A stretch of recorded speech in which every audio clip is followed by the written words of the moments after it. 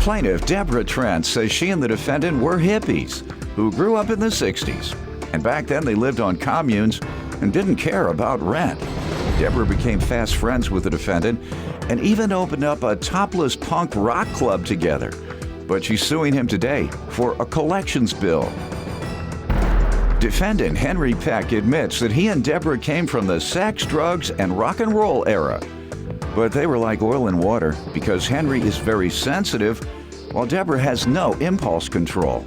Henry blames his former roommate for the collections bill and therefore refuses to pay. Tell me what's going on. Henry and I both grew up in the 60s, and we were kind of hippies, and we didn't think much about money and rent and going to... Where'd you live, man? Oh, San Francisco. I know. With who? Oh, I live with a bunch of people and communes and that big goat farms. What was that like? Most things. people have a perception, I believe, that those communes were just sex and drug havens. Oh, yeah. That's it, sex and drugs. That's my perception. That's your perception, too? I was young. We had a lot of fun. What else did they do in those communes? We took all our clothes and put them in a big pile, and everybody shared clothes. We took all the doors off the rooms. The thing we so you fought can go about, in on anybody whenever you want. Oh, yeah. And wake them up and say, hey, let's get going. Unbelievable. I don't know, you had to wake them up first. But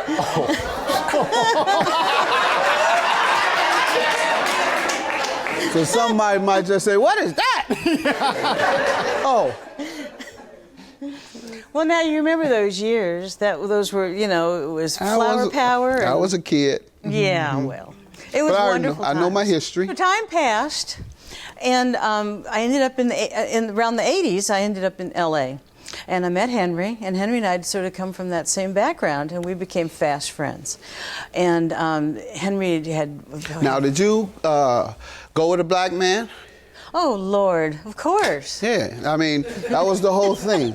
All these black radicals and black nationalists and you look behind them, they got a white woman. Nothing wrong with it, but I'm just saying, it just seemed a little odd. But once you go black, you don't ever go back. Oh, get out of here with that. I'm gonna leave that alone. I don't leave that alone. Go ahead, because good black don't crack. Go ahead. All right, go ahead. All righty, so I met Henry, and we were fast friends. And he had opened up a record store, Vinyl Fetish, which was the first punk rock record store in Los Angeles.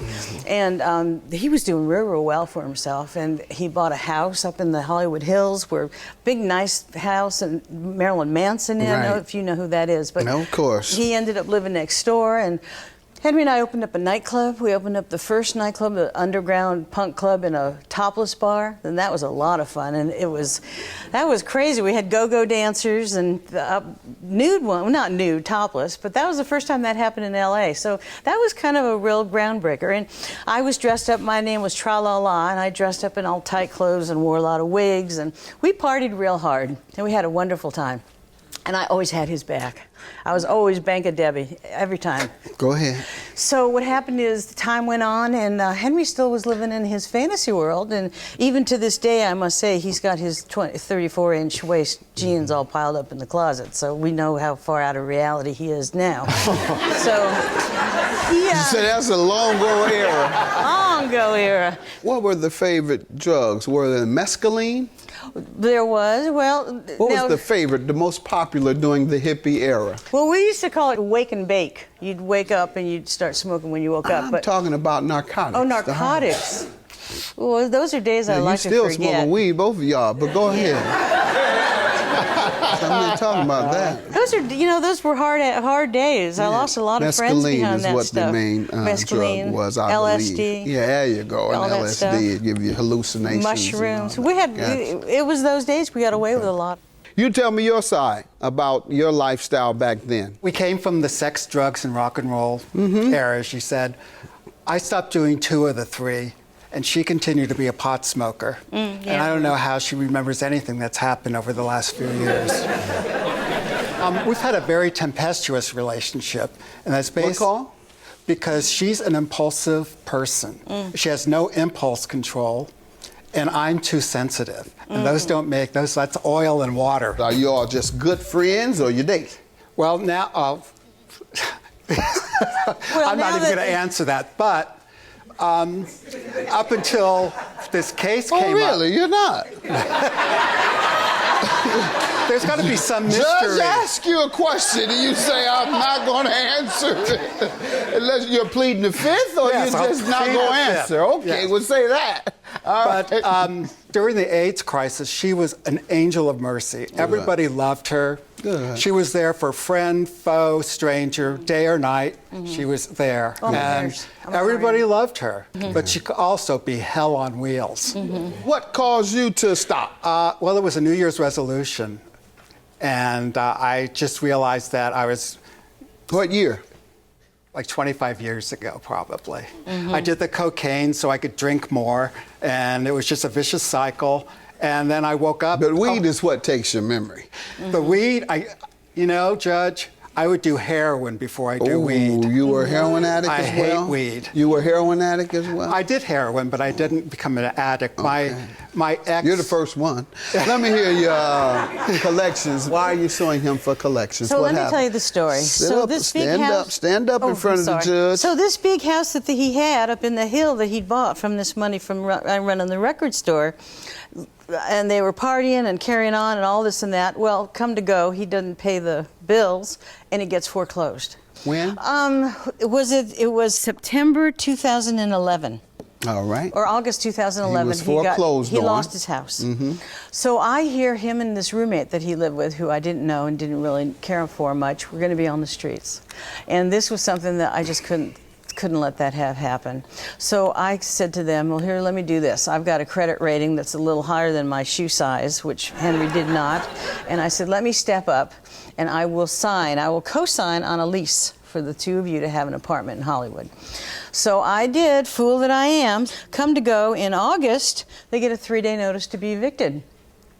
They hadn't paid rent. August of 12. August of 2012, Nearly one year sorry. later. Yeah. And during this time, I'd never said anything like, are you paying the rent? Right. Is everything You all right? trusted he would be. I trusted him completely. This was my dearest and nearest friend. And to So when me, you did find out, what did you say to him? I come up and I said, excuse me, you need to do some talking and What tell did me. he say?